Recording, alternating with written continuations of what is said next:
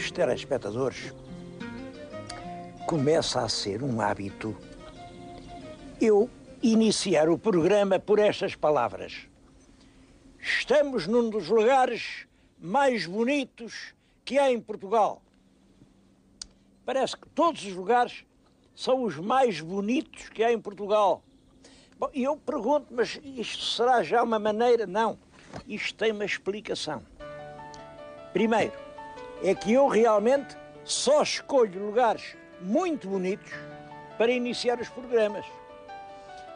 E o segundo ponto é que em Portugal há imensos lugares que são extremamente belos. Nós é que os não conhecemos.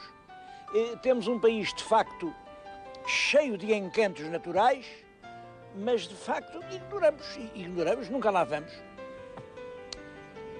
Olhem, ainda há uns dias uma senhora que está à frente de um posto de turismo ali na Marquês de Pombal, em Lisboa, vendeu umas férias para a Ilha da Madeira. Assim, é uma família bem instalada, gente como deve ser, e depois disse, bom, vamos marcar aqui o voo na TAP, mas o senhor disse, eu não quero ir de avião, eu prefiro ir de comboio. Bom, é claro que não conhecemos literalmente o país, imaginem ir de comboio à Ilha da Madeira. Hoje estou, repito, num dos lugares mais belos que há em Portugal. Este anel de montanhas, além é a Serra do Gerês, aqui começa, além já é a Serra da Cabreira, e o programa vai ser, em especial, sobre o concelho de Vieira do Minho. É onde o Minho já começa a aparecer-se com Trás-os-Montes. É uma região não das mais conhecidas, mas como vão ver, não faltam motivos para vir visitá-la.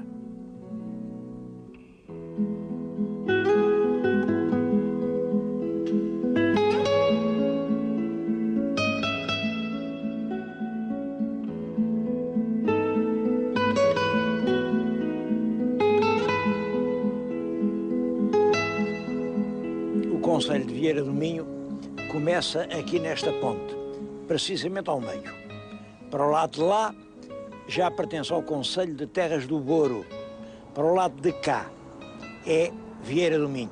Aliás, é o rio, isto é o rio Cávado, que marca a fronteira, aquelas serras, Terras do Boro, do lado de cá, Vieira do Minho.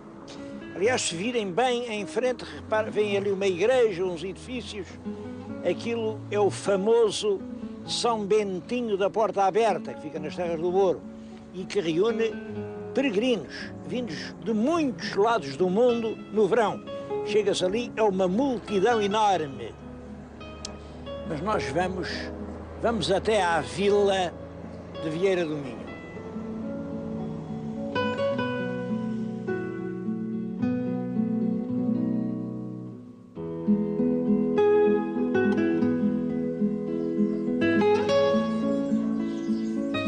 Vieira do Minho não é uma terra antiga.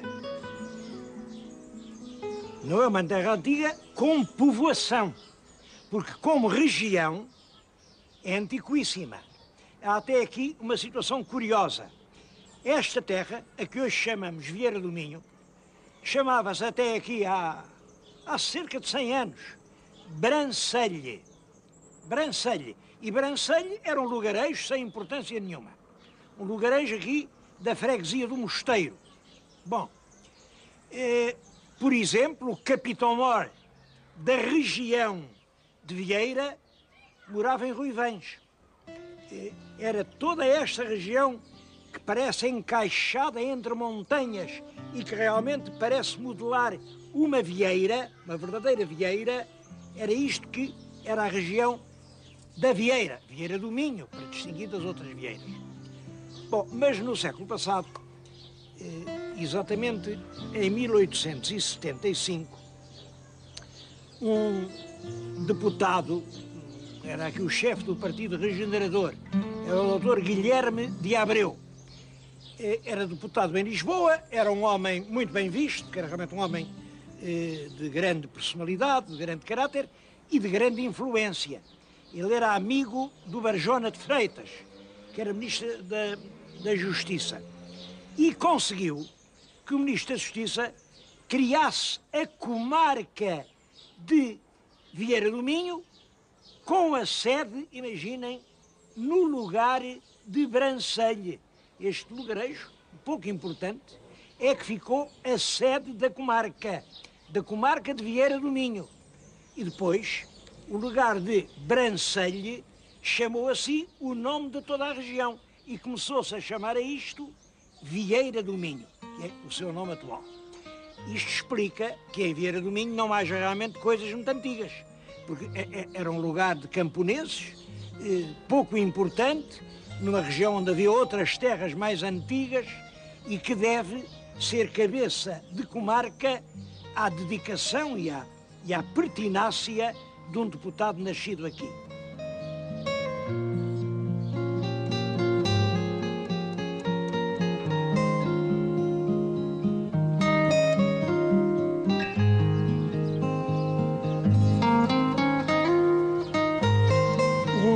Raros edifícios antigos de Brancelhe é este solar em que lhes estou a falar. É o solar de Lamas. É uma casa realmente muito bonita. Foi comprada pela autarquia e vai ser transformada em Casa da Cultura. É por isso que ela agora está em obras e não se pode ainda visitar por dentro.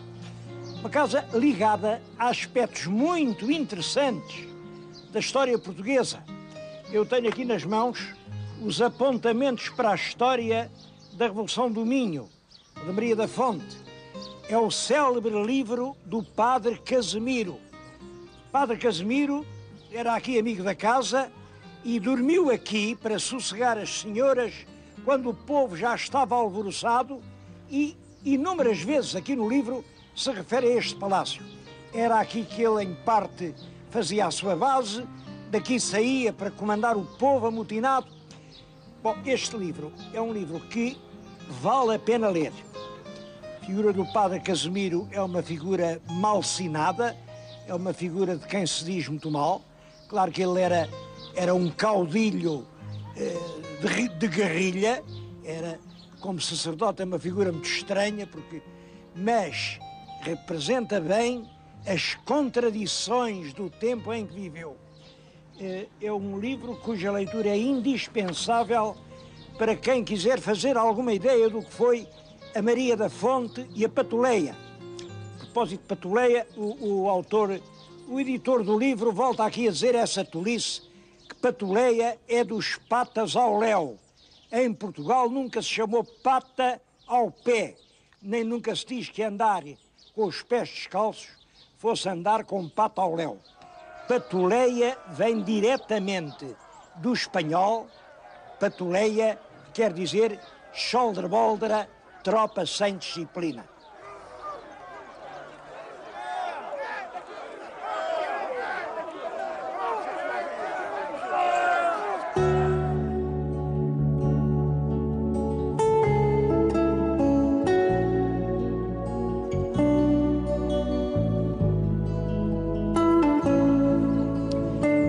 Devo-lhes dizer que quem procurar aquele Minho antigo ou aquele Trás-os-Montes de granito, de tradição, em Vieira do Minho fica completamente desiludido. A Vieira do Minho é realmente uma vila da passagem do século XIX para o século XX. É já quase o nosso tempo. Bom, isso em Vieira do Minho, porque dentro do concelho há imensas relíquias desse passado que seduz toda a gente. Eu vim agora aqui a uma aldeia, isto fica a cerca de 30 km de Vieira, a aldeia de Campos. A aldeia de Campos tem um passado pré-histórico, isto é uma terra com mais de 2000 anos. Aqui tudo é de granito, as casas, a velha igreja com a Senhora da Conceição, que tem ali a dizer que foi feita em 1711, mas é claro que é reconstruída, aquilo era uma igreja românica.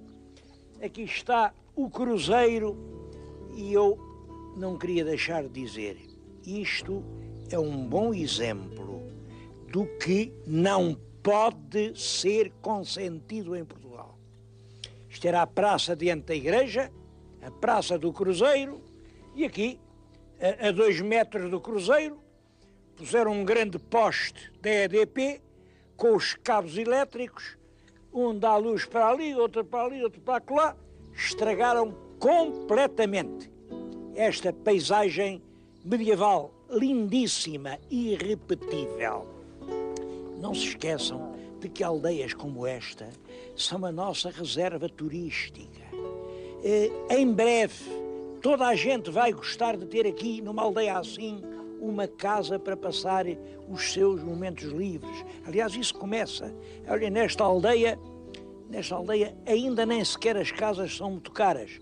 Há pouco tempo vendeu-se por 4.000 contos esta que estão a ver, e que já está transformada, evidentemente, numa residência turística.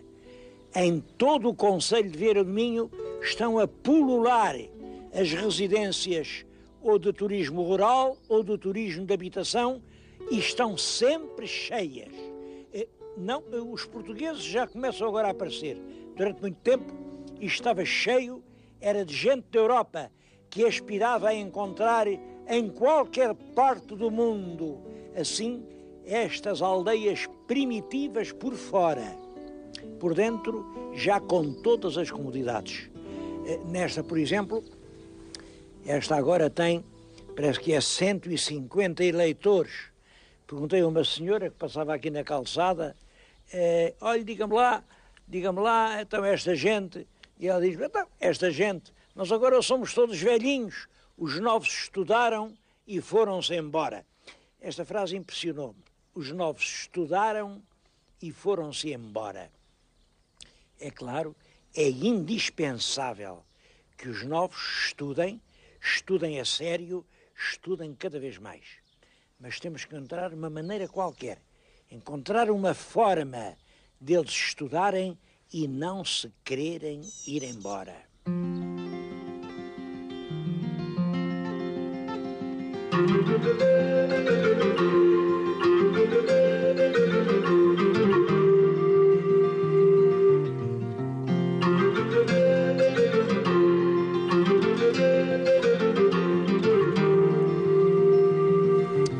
Esta paisagem surpreendente, com montanhas, com estes aparentes lagos das grandes albufeiras, com aldeias de granito, com lendas, com histórias verdadeiras, com romarias festivas, com toda a alegria do Minho.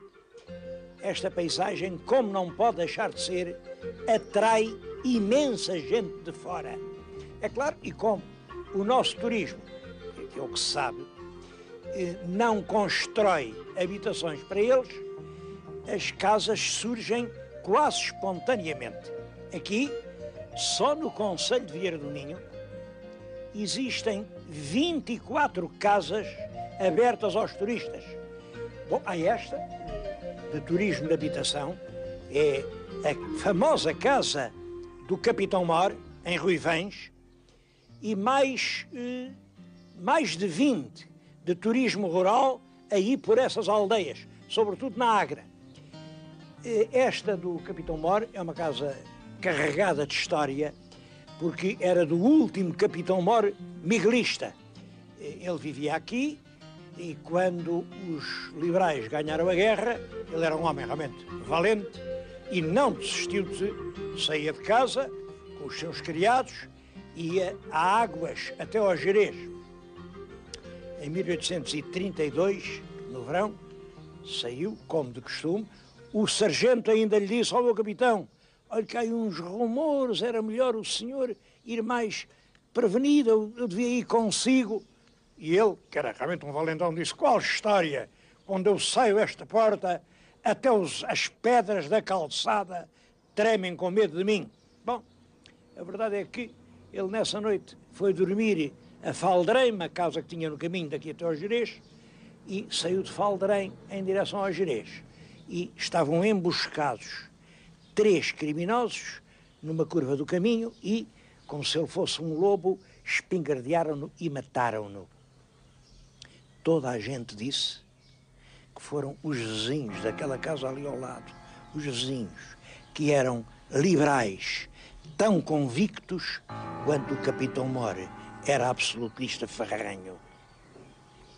Esse drama ainda hoje paira um pouco sobre esta casa. Naturalmente os criados, quando mataram o seu Capitão More, embrulharam-no no anta, vieram a correr, com ele pendurado realmente num animal, e entraram aqui por uma destas portas e estenderam-no no chão. Mas tudo isto mostra as potencialidades turísticas da região. E em vez de estarmos a criar dificuldades burocráticas, dizem-me que muitas dessas casas ainda não foram licenciadas, porque há uma discussão de que uns dizem que aquilo está equipado com gás, não deve ter gás, deve ter eletricidade, ou é o contrário, não sei, é uma coisa dessas. Mas estas trapalhadas não fazem senão impedir o crescimento turístico do país.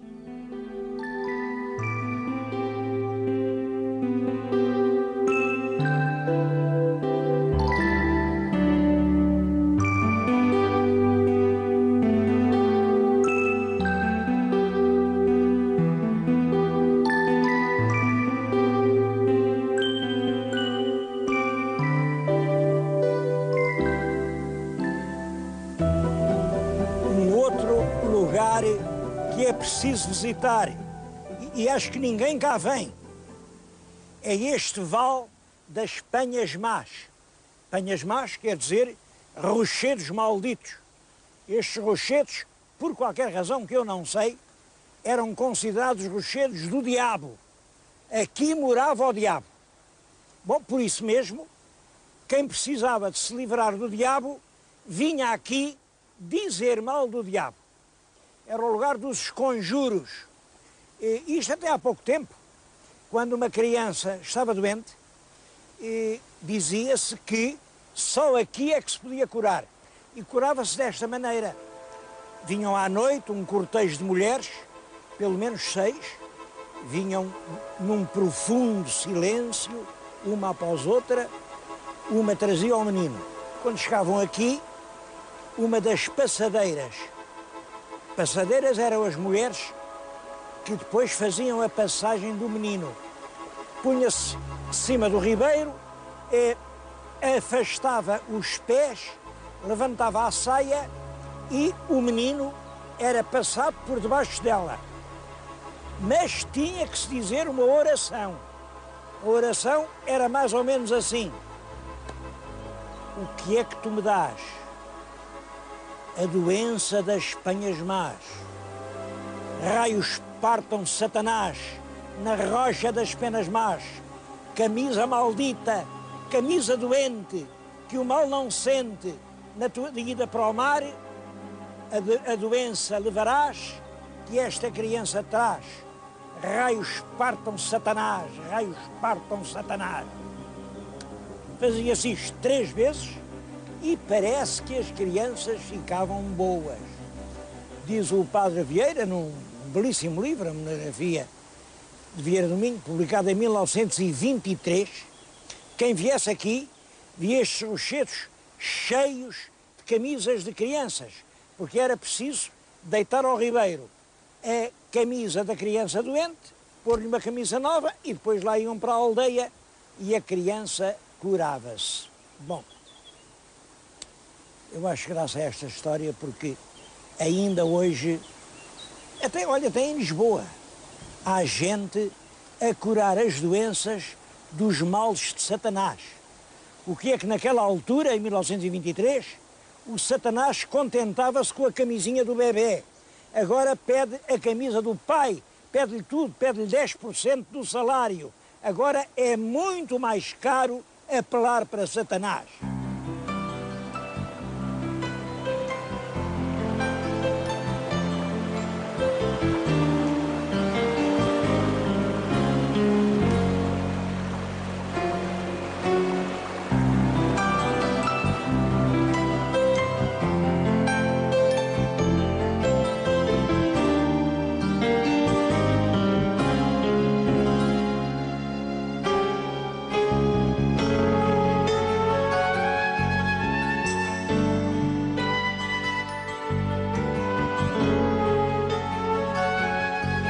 grande parte do concelho de Vieira do Minho é ocupado pela Serra da Cabreira. Eu agora estou no ponto mais alto da Serra da Cabreira, um ponto a que chama o Talefe.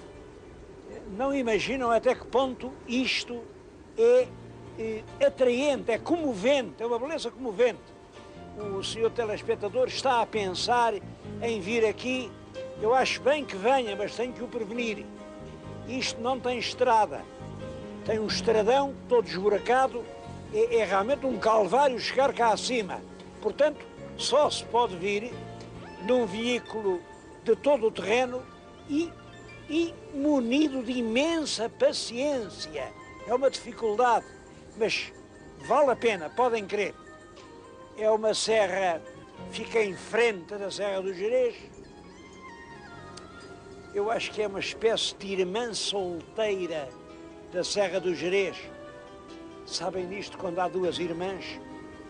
Muitas vezes há uma mais bonita, mais loira, que casa, tem marido, tem filhos, e há uma outra, se calhar era morena, mais agarrada, mais acatada, mais chegada ao lar, nunca casou, nunca ninguém falou nela. Mas quem reparar bem, quem olhar com olhos de ver, vê que afinal ainda era mais bonita que a irmã que casou. Eu acho que isso se aplica à Serra da Cabreira em relação à Serra do Gerês. Esta serra é realmente um encanto. Está povoada de raças autóctones. Andam aqui perto de mim uma manada de bovinos do Barroso. Aí embaixo andam os garranos, nasceram aqui na serra, criam-se aqui.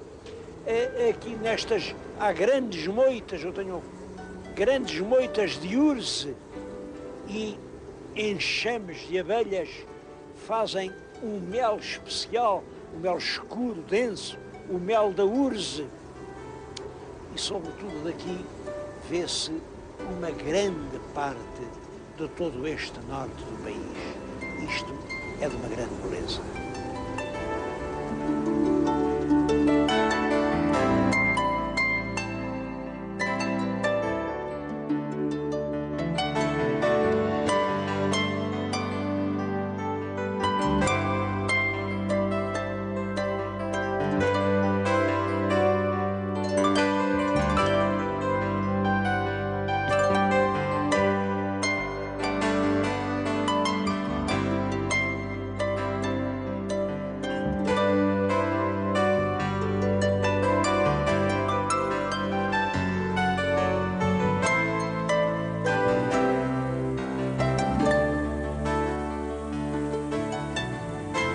É aqui na Serra da Cabreira que nasce o rio Ave. É pelo menos este, agora é que posso dizer, é exatamente este, o ponto em que nas cartas do Estado-Maior se marca a nascente do rio Ave. Ela está na nossa frente. Então a gente sabe que o rio vai desaguar a Vila do Conde. Bom, nasce um rio e nasceu um romance. O meu telespectador está a calcular. Conde, Cabreira, bom, o romance está-se a ver. Era uma vez uma linda cabreira que andava por aqui a apacentar o seu rebanho de cabras e um dia passou um fogoso cavalo, um conde jovem e muito bonito. É claro, a cabreira também era bonita e jovem e, portanto, todos imaginam o que aconteceu. Eu não conto, porque essas coisas devem subentender-se. Bom, e agora que já subentenderam, o conde já estava com a barriguinha cheia e botou-se no cavalo e foi-se embora. Só que a cabreira, a quem o conde tinha jurado amor eterno, ficou a chorar. E eram as lágrimas da cabreira que caíam, eram tantas, fizeram este regato. E as lágrimas da cabreira foram à procura do conde. Como o conde vivia em Vila do Conde, ele é que era o conde que deu nome à vila, este rio das lágrimas foi desaguar em Vila do Conde. Eu acho graça a esta lenda, que no fundo nasceu só da relação que a imaginação popular podia estabelecer entre duas palavras, cabreira, conde, mas que é um tema que é inúmeras vezes repetido nas lendas portuguesas. A lenda dos amores desiguais. É o conde pela cabreira ou é a condessa pelo pastor? É sempre uma história assim de amores desiguais. Uma lenda como esta deve ter nascido no século XVII. É uma lenda evidentemente barroca. Para as lágrimas da cabreira serem tantas que faziam um rio assim, isto é mesmo do século XVII.